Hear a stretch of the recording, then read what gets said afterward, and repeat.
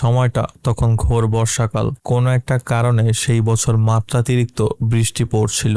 বৃষ্টিতে রাস্তাঘাট যেমন পানিতে তলিয়ে যায়, তেমনি চার দেয়ালের ফাঁক গলে সেই পানি ঢুকতে থাকে ঘরের ভেতরেও, আর তার সাথে হয়তো অশরীরী কিছুও। এমনই একদিন একজন সদ্য ডিভোর্সপ্রাপ্ত মা তার মেয়েকে নিয়ে পুরনো একটি অ্যাপার্টমেন্টে গিয়ে ওঠে। ইচ্ছা ছিল মেয়েকে সাথে নিয়ে জীবনটাকে আবার নতুন করে শুরু করার, কিন্তু তারপর যা ঘটতে শুরু করে তাতে রীতিমতো আতঙ্কে জমে যাওয়ার মতো অবস্থা হয় তাদের, আর শেষ পর্যন্ত তার রূপ নেয় ভয়াবহ আকারে। So hello viewers, horror glimpse চ্যানেলে আপনাদেরকে আরো একবার স্বাগতম। আজকে এক্সপ্লেন করছি আরো একটি অসাধারণ জাপানিজ হরর ফিল্ম। তবে তার আগে সবাইকে বলে রাখছি, পানি নিয়ে যদি কারো ফোবিয়া থাকে তাহলে ভিডিওটা এখনই স্কিপ করে ফেলুন, কারণ এই ভিডিওটা দেখা শেষে হয়তো অনেকেরই পানি দেখা মাত্রই আতঙ্কের সৃষ্টি হতে পারে। সো আর দেরি না করে চলুন শুরু করা যাক আজকের ভিডিও। মুভির শুরুতে আমরা পরিচিত হই ছোট একটি মেয়ে ইকুকোর সাথে। চারদিক তখন বর্ষাকালে বৃষ্টিতে প্লাবিত হচ্ছে। স্কুল অনেকক্ষণ আগে ছুটি হয়ে গেল ইকুকো তার মায়ের জন্য অপেক্ষায় ছিল। তার মা তাকে স্কুল থেকে নিতে আসলেই সে বাড়িতে যেতে পারবে, কিন্তু অনেকক্ষণ হয়ে গেল তার মায়ের আসার কোনো খবরই ছিল না। মন খারাপ করে ইকুকো তাই এক মনে বৃষ্টির দিকে তাকিয়েছিল।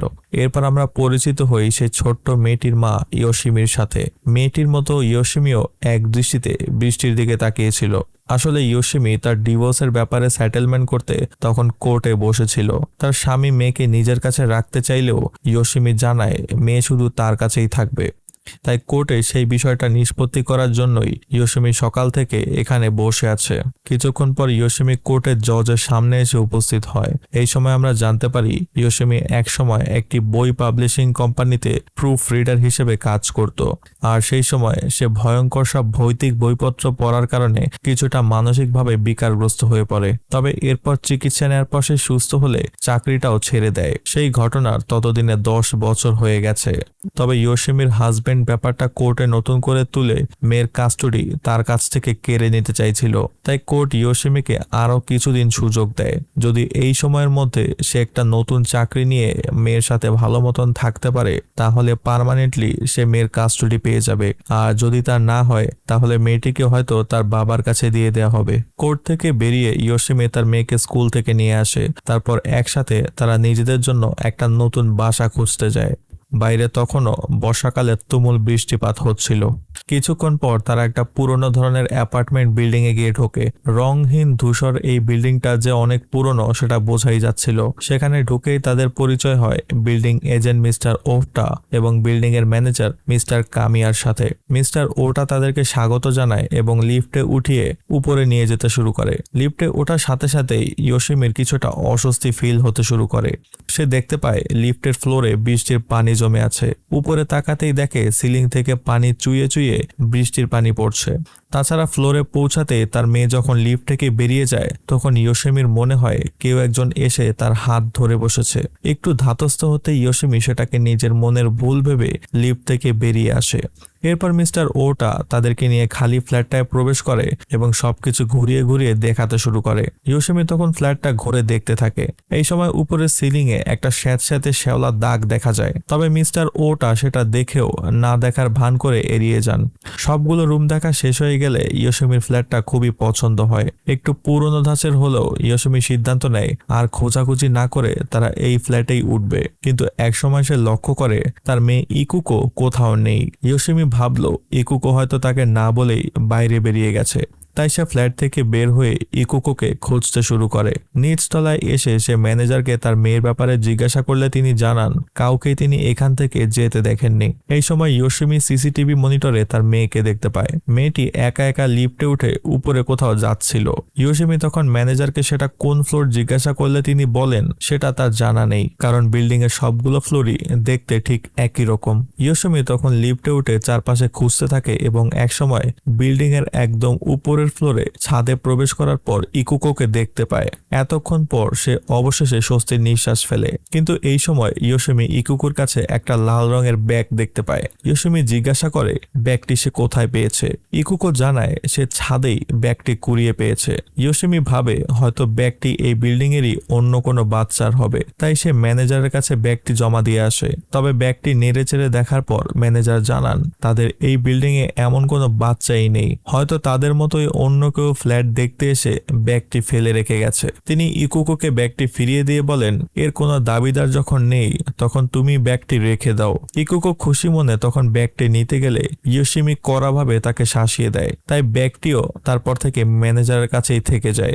পরদিন জিনিসপত্র গুছিয়ে নিয়ে এসে তারা নতুন ফ্ল্যাটে ওঠে। সবকিছু গোছানো শেষে মা মেয়ে যখন বিছানায় খুনসুটি করছিল তখন ইয়োশিমি সিলিং এ সেই পানির দাগটা দেখতে পায়। সে ভাবে হয়তো কয়েকদিন ধরে ক্রমাগত বৃষ্টির কারণে দেয়ালটা স্যাঁতস্যাঁতে হয়ে গেছে, তাই সেদিনকার মতো সে ব্যাপারটাকে আর তেমন একটা গুরুত্ব দেয়নি। তবে পরদিন ইয়োশিমি দেখতে পায় দাগটা আগের দিনে চাইতেও বড় হয়েছে এবং আজকে সেখান থেকে বৃষ্টির পানিও গড়িয়ে গড়িয়ে পড়ছে। তাই সে একটা প্লাস্টিকের গামলা সেখানে রেখে দেয় যেন বৃষ্টির পানিগুলো গামলাতেই জমা হয়। একটু পরে ইয়োশিমি যখন বাইরে যাওয়ার জন্য তৈরি হচ্ছিল তখন ট্যাপ থেকে পানি নিয়ে পান করার সময় সে দেখে পানিতে একটা চুল ভাসছে এবং কেমন একটা অদ্ভুত গন্ধ তার ভেতর থেকে আসছে। তাই সে নিচে ম্যানেজারের কাছে গিয়ে সিলিং থেকে পানির লিকেজ হওয়া, খাওয়ার পানিতে চুল পাওয়ার ব্যাপারটা নিয়ে কমপ্লেন জানায়। তবে ম্যানেজার মিস্টার কামিয়া জানান বিল্ডিংটা অনেক পুরনো হওয়ায় বর্ষাকালে এরকম সমস্যা দেখা যাওয়াটা স্বাভাবিক। তিনি ইয়োশিমিকে আশ্বস্ত করে বলেন সমস্যার কথাগুলো তিনি লগবুকে লিখে রাখবেন এবং দ্রুতই কর্তৃপক্ষকে ব্যাপারটা জানাবেন। ইয়োশিমি ম্যানেজারের কথায় আশ্বস্ত হয় এবং তারপরই মেয়েকে তার স্কুলে ড্রপ করে দিয়ে আসে। নতুন এলাকায় এসে ওঠায় ইয়োশিমি ইকুকেও নতুন একটা স্কুলে ভর্তি করিয়ে দেয় এবং অল্প সময়ের মধ্যেই ইকুকো তার নতুন স্কুলে মানিয়ে নিতে শুরু করে। পরদিন ইয়োশিমি বাইরের ডাস্টবিনে ময়লা ফেলতে গিয়ে সেই লাল ব্যাগটিকে ময়লার ঝুড়িতে দেখতে পায়। সে ভাবে হয়তো ম্যানেজার কাউকে না পেয়ে ব্যাগটাকে ডাস্টবিনে ফেলে রেখে গেছে। এর কিছুদিন পর ইয়োশিমি লক্ষ্য করে সিলিং এর দাগটা ক্রমশ আরোই বাড়ছে এবং প্রতিনিয়ত সেখান থেকে পানি পড়ছে, কিন্তু বিল্ডিং এর কেউ এতদিনও সেটা ঠিক করতে আসেনি। ইয়োশিমি ভাবে হয়তো উপরের ফ্ল্যাটে কেউ একজন পানির ট্যাপ চালু করে রেখে দিয়েছে, যার কারণে সেখান থেকে পানি গড়িয়ে তাদের সিলিং বেয়ে পড়ছে। তাই ইয়োশিমি উপরের ফ্ল্যাটে গিয়ে রুমের বাইরে নক করে। বেশ কিছুক্ষণ ডাকাডাকি করার পর ইয়োশিমি বুঝতে পারে ভেতরে কেউই নেই। তাই সে তার রুমে ফিরে গিয়ে বিল্ডিং এর এজেন্টকে ফোন দিয়ে পানির লিকেজের ব্যাপারটা জানায়, কিন্তু সেই এজেন্ট জানিয়ে দেয় বিল্ডিং এর ম্যানেজমেন্টের বিষয়টা তার আন্ডারে পড়ে না, তাই সে এই বিষয়ে কিছুই করতে পারবে না। ইয়োশিমি ব্যাপারটায় খুবই বিরক্ত হয়। এদিকে মেয়েকে নিজের কাছে রাখার জন্য ইয়োশিমির একটা চাকরির খুবই দরকার ছিল, তাই পরদিন সে একটা পাবলিশিং কোম্পানিতে চাকরির জন্য ইন্টারভিউ দিয়ে আসে। তবে সেদিনও তার অনেক দেরি হয়ে যাওয়ায় মেয়েকে স্কুল থেকে নিয়ে আসতে তার অনেক সময় লেগে যায়। বাসায় ফেরার পথে রাস্তার পাশে একটা খুঁটিতে ইয়োশিমি একটা নিখোঁজ মেয়ের পোস্টার দেখতে পায়। নিখোঁজ মেয়েটির নাম ছিল মিৎসুকো, বয়স মাত্র 6 বছর। ইয়োশিমি অবাক হয়ে লক্ষ্য করে পোস্টারে মেয়েটির ঠিকানাটা ছিল তাদেরই বিল্ডিং এর উপরের ফ্লোরের। আর একটু খুঁটি এসে দেখে মেয়েটি 2 বছর আগে অর্থাৎ 1999 সালের 14 জুলাই নিখোঁজ হয়ে গেছে। তখন ইয়োশিমির মনে পড়ে যে ম্যানেজার তাকে বলেছিল তাদের উপরের ফ্ল্যাটটি প্রায় বছর 2 ধরেই খালি পড়ে আছে। ইয়োশিমি তখন কিছুটা শঙ্কিত বোধ করে, কারণ তার মেয়েও এই নিখোঁজ মেয়েটির বয়সেরই সমান। সেদিন বাসায় ফিরতেই ইয়োশিমির টেলিফোনে সেই কোম্পানি থেকে একটি ভয়েস মেসেজ পায়। সেখানে জানানো হয় তারা ইয়োশিমিকে এডিটর হিসেবে সিলেক্ট করেছে এবং সে চাইলে পরদিন থেকে তাদের কোম্পানিতে জয়েন করতে পারে। খবরটা শুনে মা এবং মেয়ে দুজনে খুবই খুশি হয়। তারা সিদ্ধান্ত নেয় চাকরি পাওয়ার ব্যাপারটাকে সেলিব্রেট করতে তারা কিছু পটকা ফুটাবে। তাই নিচ থেকে কিছু পটকা কিনে নিয়ে তারা ছাদে চলে যায় সেগুলো ফুটাতে। তবে এই সময় ছাদের দরজার ফাঁক থেকে ইয়োশিমি দেখতে পায় একটি মেয়ে সেখান থেকে হেঁটে যাচ্ছে। ব্যাপারটা এত দ্রুত তার চোখের সামনে ঘটে যায় যে ইয়োশিমি বুঝতেই পারে না সে যা দেখছে তা সঠিক কিনা। তাই কিছুটা হকচকিয়ে গেলেও ইকুকোর ডাকে সে ব্যাপারটাকে ইগনোর করে ছাদে গিয়ে প্রবেশ করে। এই সময় ইয়োশিমি ছাদে সেই লাল ব্যাগটিকে আবারও দেখতে পায়। এবার সে পুরোপুরি ভয়ে আটকে ওঠে, কারণ মাত্র গতকালই সে দেখেছে লাল ব্যাগটা ডাস্টবিনের ঝুড়িতে পড়েছিল। তাহলে আজকে আবার সেটি ছাদে কিভাবে চলে আসলো? এই সময় ইকুকো খুশিতে ব্যাগটা সেখান থেকে তুলতে গেলে ইয়োশিমি এক টানে তার হাত থেকে ব্যাগটি কেড়ে নেয় এবং তখনই ডাস্টবিনে ব্যাগটি ফেলে দিয়ে আসে। এর কিছুদিন পরের কথা, একদিন স্কুলে ইকুকো যখন তার বন্ধুদের সাথে লুকোচুরি খেলছিল তখন সে আড়াল থেকে একটি মেয়ের অবয়ব দেখতে পায়। মেয়েটি সারা গা পানিতে ভেজা ছিল। হাঁটতে হাঁটতে মেয়েটি যখন তার দিকে এগিয়ে আসছিল তখন তার গা থেকে সেই পানি ফ্লোরে পড়তে শুরু করে। দৃশ্যটা দেখা মাত্রই ইকুকো প্রচন্ড রকম ভয় পেয়ে যায় এবং সাথে সাথেই অসুস্থ হয়ে পড়ে। স্কুল থেকে ইয়োশিমিকে খবরটি জানানো হলে সে দ্রুত স্কুলে চলে যায় এবং গিয়ে দেখতে পায় ইকুকো ভয়ে অজ্ঞান হয়ে আছে এবং প্রচন্ড জ্বরে তার শরীর পুড়ে যাচ্ছে। ইয়োশিমি ভাবে হয়তো স্কুলের কোনো টিচার তাকে শাস্তি দেওয়াতে সে হঠাৎই এভাবে অসুস্থ হয়ে পড়েছে, কিন্তু স্কুলের প্রিন্সিপাল ইয়োশিমিকে শান্ত করেন এবং তাকে আড়ালে ডেকে নিয়ে এসে তার মেয়ে ইকুকো সম্পর্কে কিছু কথা বলতে থাকেন। তিনি জানান ইকুকো আর 5টা সাধারণ ছেলেমেয়ে থেকে কিছুটা আলাদা আচরণ করছে। প্রায়ই ইকুকো নিজের মনে মনে কথা বলে, তবে তিনি ইয়োশিমিকে আশ্বস্ত করে বলেন ডিভোর্স ফ্যামিলির ছেলেমেয়েদের মধ্যে এইরকম আচরণ দেখা যাওয়াটা খুবই স্বাভাবিক, এটা নিয়ে চিন্তা করার কিছু নেই। প্রিন্সিপালের সাথে এইসব বিষয় নিয়ে কথা বলার সময় দেয়ালে আঁকা একটা ছবি দেখে ইয়োশিমি থমকে দাঁড়ায়। ছবিটি ছিল মিৎসুকো নামের একটি মেয়ের, অর্থাৎ এটা সেই নিখোঁজ মেয়েটিরই ছবি যার পোস্টার সে কিছুদিন আগেই দেখেছিল। ছবিটি দেখে প্রিন্সিপাল জানান ছবির মেয়েটির নাম মিৎসুকো, সেও এই স্কুলেই পড়তো। একসময় তার বাবা মা ছাড়াছাড়ি হয়ে গেলে মেয়েটির মা বাড়ি ছেড়ে চলে যায়। তারপর থেকে মেয়েটি একাই বাবার সাথে থাকতো। তবে একদিন মেয়েটিও বাড়ি থেকে নিখোঁজ হয়ে যায়। তারপর অনেক খোঁজাখুঁজি করেও মেয়েটির আর কোনো হদিস পাওয়া যায় না। এই সময় ইয়োশিমি ছবিটার দিকে ভালো মতন লক্ষ্য করে এবং বুঝতে পারে ছবিতে মেয়েটির গায়ে লাল রঙের যে জিনিসটা রয়েছে সেটা আর কিছু নয় বরং একটা পার্স ব্যাগ। এবার ইয়োশিমির মনে আর কোনো সন্দেহ থাকে না যে বিল্ডিং এর ছাদে সে যে ব্যাগটি দেখেছিল সেটা এই নিখোঁজ মেয়ে মিৎসুকোরই ব্যাগ। ইয়োশিমি এবার কিছুটা ভয় পেতে শুরু করে। এর কিছুদিন পরেই ইয়োশিমি আবারও কোর্টে গিয়ে হাজির হয়। এই সময় সে জানতে পারে এতদিন তার সাথে হয়ে যাওয়া সবকিছু মানে ইকুকোর অসুস্থ হয়ে যাওয়া, ইয়োশিমির প্রায় দেরিতে করে মেয়েকে স্কুল থেকে আনতে যাওয়ার ব্যাপারগুলো তার স্বামী জেনে গেছে এবং সেগুলো কোর্টে জাজদের কাছে তুলে ধরেছে। বিষয়গুলো জানার পরেই জাজ ইয়োশিমিকে জানায় মেয়ের বয়স কম হওয়ায় তারা এখনো তাকে মায়ের সাথে থাকার অনুমতি দিচ্ছে, কিন্তু এইরকম অনিয়ম যদি প্রতিনিয়ত চলতে থাকে তাহলে তারা মেয়ের কাস্টডি তার বাবাকে দিতে বাধ্য হবে। এদিকে পুরো ব্যাপারটায় ইয়োশিমি খুবই আপসেট হয়ে যায়। সে ভাবতেও পারেনি তার হাজবেন্ড এতদিন তার উপর নজর রাখছিল আর তাদের প্রতিটা খুঁটিনাটি বিষয় কোর্টকে জানাচ্ছিল। তাই ইয়োশিমির ধারণা হয় এতদিন তাদের সাথে যেসব ভুতুড়ে কর্মকাণ্ড হচ্ছে তার সবই বোধহয় তার হাজবেন্ডেরই কাজ।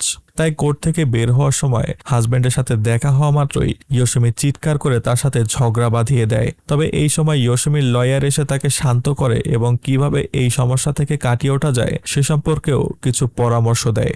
পরের দিন ইয়োশিমি অফিস থেকে ফিরেই অসুস্থ মেয়ের দেখাশোনা করতে শুরু করে এবং একসময় ক্লান্ত হয়ে তার বিছানার পাশে মাথা রেখে সে ঘুমিয়ে পড়ে। তখনও সিলিং থেকে টুপটুপ করে পানি তার মুখে পড়তে থাকে।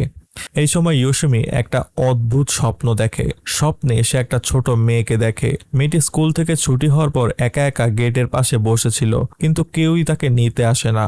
মেয়েটির পরনে ছিল একটি হলুদ রেইনকোট আর সেই লাল ব্যাগটি। একটু পরে কাউকে না জানিয়ে মেয়েটি একা একা স্কুল থেকে বেরিয়ে আসে। তারপর হেঁটে হেঁটে সে এই বিল্ডিং এর কাছে এসে পৌঁছায়। তারপর নিজে নিজে লিফটে উঠে তার বাসার দিকে যেতে থাকে। এই সময় মেয়েটির সাথে দুজন ইউনিফর্ম পরা পুরুষও লিফটে গিয়ে ওঠে। এরপর মেয়েটি রেইনকোটের হুডটা মাথা থেকে নামায় আর তারপর ঘুরে উল্টো দিকে ফিরতেই লিফটটা বন্ধ হয়ে যায়। তখনই ইয়োশিমির ঘুম ভেঙে যায়। জেগে উঠতেই সে দেখে ইকুকো বিছানায় নেই আর সিলিং এর লিকেজ ততক্ষণে বিশাল আকার ধারণ করেছে এবং সেখান থেকে পানি পড়ে পুরো বিছানা ভিজে গেছে। ইয়োশিমি তখন পাগলের মতো ইকুকোকে খুঁজতে থাকে। চারপাশে দেখার পরেও কোথাও সে ইকুকোকে খুঁজে পায় না। এই সময় সিসিটিভি মনিটরে সে দেখে লিফটে পানি জমে আছে, তার মানে ভেজা অবস্থায় কেউ একজন বোধহয় উপরে গেছে। তাই ইয়োশিমি তৎক্ষণাৎ দৌড়ে লিফটে ওঠে। লিফট যখন 7 নম্বর ফ্লোরের কাছাকাছি পৌঁছায় তখন লিফটের ভেতরে একটা ছোট্ট মেয়ের অবয়ব দেখতে পাওয়া যায়, তবে ইয়োশিমি সেটা একেবারেই লক্ষ্য করেনি। লিফট থেকে বেরিয়ে ইয়োশিমি সোজা ছাদে চলে যায়। সেখানেও ইকুকোকে কোথাও দেখা যায় না। তারপর সে সিঁড়ি বেয়ে ছাদের ওয়াটার ট্যাঙ্কটার উপরে উঠে দেখে সেখানে ইকুকো আছে কিনা, কিন্তু কোথাও ইকুকোর চিহ্ন পাওয়া যায় না। তবে এই সময় সে পানির ট্যাঙ্কের কোনায় সেই লাল ব্যাগটিকে আবারও দেখতে পায়। ব্যাগটি দেখেই ইয়োশিমি ভয়ে আঁতকে ওঠে। সে তখনই রুমে ফিরে গিয়ে তার হাজবেন্ডকে কল দেয়, জানতে চায় ইকুকো তার কাছে আছে কিনা, কিন্তু তার হাজবেন্ড জানিয়ে দেয় ইকুকো তার কাছে নেই। আর এত রাতে ইকুকো হারিয়েই বা গেল কিভাবে। এই সময় ইয়োশিমি উপরের তলার ফ্লোরে কারো পায়ের আওয়াজ শুনতে পায়। তারপরে সে ফোন রেখে দৌড়ে রুমটির কাছে গিয়ে হাজির হয়। সে দেখে রুম থেকে ঝরঝর করে পানি বেরিয়ে আসছে। তারপর কিছুক্ষণ ডাকাডাকি করে কারো সারা শব্দ না পেয়ে ইয়োশিমি যখন দরজার নবটায় মোড় দেয়, সাথে সাথেই তখন দরজাটি খুলে যায়। ভেতরে প্রবেশ করে ইয়োশিমি দেখে পুরো ফ্ল্যাট জুড়ে বৃষ্টির পানি ঝরঝর করে পড়ছে। পানিতে চারপাশ তলিয়ে আছে, এমনকি রান্নাঘরের ট্যাপ থেকেও ঝরঝর করে পানি নিচে বেয়ে পড়ছে। আর তখনই ইয়োশিমি ইকুকোকে দেখতে পায়। ইকুকো ঘুমের ঘরে স্লিপ ওয়াকিং করছিল। ইয়োশিমি দৌড়ে গিয়ে তাকে কোলে তুলে নেয়। আর এই সময় ইয়োশিমি রুমের দেয়ালে একটা ছোট্ট মেয়ের ছায়া স্পষ্টভাবে দেখতে পায়। সে দ্রুতই সেখান থেকে বেরিয়ে আসে। আর তখনই হলুদ রেইনকোট পরা একটি মেয়ের অবয়ব সেই রুম থেকে বেরিয়ে আসে এবং এক দৃষ্টিতে তাদের দিকে তাকিয়ে থাকে। ইয়োশিমি সিদ্ধান্ত নেয় যথেষ্ট হয়েছে, আর এক মুহূর্ত সে এই ফ্ল্যাটে থাকবে না। তাই পরদিনই সে জিনিসপত্র গুছিয়ে বাসা চেঞ্জ করার জন্য তৈরি হয়ে যায়। ইয়োশিমির বাসা চেঞ্জ করার খবর শুনে তার লয়ার মিস্টার কিশিদা তার সাথে দেখা করতে আসে। তিনি অনেক বুঝিয়ে ইয়োশিমিকে শান্ত করেন, তারপর জানান এই মুহূর্তে বাসা চেঞ্জ করলে ইকুকোর স্কুলও চেঞ্জ করতে হবে। এভাবে বারবার স্কুল চেঞ্জ করলে মেয়েটা কোনোভাবেই নিজেকে মানিয়ে নিতে পারবে না, আর এই ব্যাপারটা কোর্টেও হয়তো ভালোভাবে দেখা হবে না। হয়তো সে তার মেয়ের কাস্টডিও হারিয়ে ফেলতে পারে। এরপর তিনি বিল্ডিং এর সমস্যাগুলো নিজের চোখে দেখেন। উপরের তলায় ফ্ল্যাটে গিয়ে দেখেন সেখানে রুমের ট্যাপ থেকে গত কয়েক মাস ধরে পানি পড়লেও সেটা কেউ চেক করেনি, যার কারণে সেই পানি সিলিং বেয়ে ইয়োশিমির ফ্ল্যাটে গিয়ে পড়তো। তিনি বিল্ডিং এর এজেন্ট আর ম্যানেজারকে ব্যাপারটা ফিক্স করার কথা বলেন। এরপর তিনি ছাদে উঠে চারপাশটা পর্যবেক্ষণ করে দেখেন সেখানে হাইওয়ের আশেপাশে বেশ কিছু নিয়ন লাইট লাগানো আছে। রাতে হয়তো সেই হাইওয়ে দিয়ে কেউ যাওয়ার সময় নিয়ন আলোর ছায়া তাদের বিল্ডিং এ এসে পড়ে, আর সেটাকেই ইয়োশিমি ভূত ভেবে বসে আছে। মিস্টার কিশিদা এরপর সবকিছু ইয়োশিমিকে বুঝিয়ে বললে ইয়োশিমি অবশেষে শান্ত হয় এবং বাসা চেঞ্জ করার সিদ্ধান্ত থেকে বের হয়ে আসে। আর মিস্টার কিশিদার ধমক খেয়ে বিল্ডিং এর ম্যানেজার অবশেষে লোক ডেকে এনে ইয়োশিমির ফ্ল্যাটের সমস্যাগুলো ফিক্স করে দেয়। ধীরে ধীরে সবকিছু আবারও স্বাভাবিক হতে শুরু করে। ছোট ইকুকো আগের চেয়ে সুস্থ আর প্রাণবন্ত হয়ে উঠতে থাকে। এমনই একদিন রাতের বেলা ইয়োশিমি ইকুকোর ব্যাগ গোছানোর সময় তার ভেতরে সেই লাল ব্যাগটি দেখতে পায়। ভয়ে ইয়োশিমির মুখ রক্ত শূন্য হয়ে যায়। সে ইকুকোর কাছে জানতে চায় ছাদে গিয়ে সে ব্যাগটি নিয়ে এসেছে কিনা। ইকুকো উত্তরে জানায় সে এই ব্যাপারে কিছুই জানে না, তার কিছুই মনে নেই। ইয়োশিমি বুঝতে পারছিল না সে কি করবে। টেলিফোন হাতে নিয়ে তার লয়ার মিস্টার কিশিদাকে কল করলেও তাকে লাইনে পায় না। তাই সে ইকুকোকে বাসায় রেখেই ছাদে চলে যায়। সেখানে গিয়ে পানির ট্যাঙ্কটি স্পর্শ করলে একটা দৃশ্য তার চোখের সামনে ভেসে উঠতে থাকে। সে তখন দেখতে পায় হলুদ রেইনকোট পরা মেয়েটি একা একা ছাদের সিঁড়ি বেয়ে ট্যাঙ্কে উঠতে থাকে। ট্যাঙ্কের মুখ তখন পুরোপুরি খোলা ছিল। তারপর ট্যাঙ্কের মাথায় উঠে নিচে তাকাতেই তার হাত ফসকে ব্যাগটা পানিতে পড়ে যায়। মেয়েটা তখন হাত বাড়িয়ে সেটা নিতে গেলে একসময় সেও ট্যাঙ্কের পানিতে পড়ে যায় এবং একেবারেই তলিয়ে যায়। হুশ ফিরতেই ইয়োশিমি সিঁড়ি বেয়ে ট্যাঙ্কে উঠতে থাকে। তখন সে ট্যাঙ্কের গায়ে কিছু তারিখ লেখা দেখতে পায়। খেয়াল করতেই সে লক্ষ্য করে তারিখগুলো ছিল কবে কবে পানির ট্যাঙ্ক পরিষ্কার করা হয়েছিল সেই সব দিনের। ইয়োশিমি দেখে ট্যাঙ্কটি সর্বশেষ 14 জুলাই 1999 সালে পরিষ্কার করা হয়েছিল, আর মিৎসুকো নামে ছোট্ট মেয়েটিও নিখোঁজ হয়েছিল একই দিনে। অর্থাৎ ট্যাঙ্ক পরিষ্কার করার পর যখন এর ঢাকনা সরানো ছিল তখনই বোধহয় কোনো এক ফাঁকে মিৎসুকো মেয়েটি ট্যাঙ্কের ভেতরে পড়ে যায়, আর তারপরই ক্লিনাররা এসে ট্যাঙ্কে ঢাকনা লাগিয়ে দিয়ে চলে যায়। কেউ জানতেও পারেনি ছোট্ট মিৎসুকো মেয়েটি সেই ট্যাঙ্কের ভেতরেই মরে পড়ে আছে। আর এই কারণেই হয়তো অনেক খোঁজাখুঁজি করার পরেও গত 2 বছরে কেউ তার হদিস পায়নি। এই সময় ইয়োশিমির ট্যাঙ্কের ভেতর থেকে কিছু একটা আওয়াজ শুনতে পায়, আর তারপরে ট্যাঙ্কের দেয়াল ফুঁড়ে কেউ একজন বেরিয়ে আসতে শুরু করে। ইয়োশিমি ভয়ে একটা চিৎকার করে ওঠে। অন্যদিকে বাড়িতে তখন ইকুকো একদমই একা। তখন ট্যাপ থেকে গ্লাসে পানি নিয়ে পান করার সময় ইকুকো দেখে পানিতে বেশ কিছু চুল মিশে আছে। সেটা দেখে সে ভয় পেয়ে গ্লাসটা হাত থেকে ফেলে দেয়। তারপর পেছনে ফিরতেই দেখে বাথরুমের ট্যাপ থেকে ক্রমাগত পানি পড়ে যাচ্ছে। ইকুকো ট্যাপটি বন্ধ করতে চাইলেও সেটা কিছুতেই বন্ধ হচ্ছে না। একটু পরেই পানির রং চেঞ্জ হয়ে কালো হতে শুরু করে। ইকুকো যতই ট্যাপটা বন্ধ করার চেষ্টা করে ততই সেই পানি বের হয়ে টাবে জমতে থাকে। একসময় টাব ভরে পানি উপচে ফ্লোরে পড়তে শুরু করে, আর তারপরেই সেই টাব থেকে দুটি হাত বেরিয়ে আসে ইকুকোর মাথা পানির মধ্যে চেপে ধরে। ইকুকো প্রচন্ড শক্তিতে তখন বাঁচার জন্য হাত পা ছুটতে থাকে। একটু পরে ইয়োশিমি দৌড়ে রুমে ঢোকে আর দেখে ইকুকো জ্ঞান হারিয়ে বাথরুমের ফ্লোরে পড়ে আছে। ইয়োশিমি ছুটে মেয়ের কাছে যায় এবং অনেক চেষ্টায় তার জ্ঞান ফিরিয়ে আনে। তারপর বাথটাবের দিকে তাকাতেই সে দেখে কুচকুচে কালো পানি বাথটাব বেয়ে নিচে পড়ছে, আর সেই পানির নিচে কিছু একটা নড়াচড়া করছে।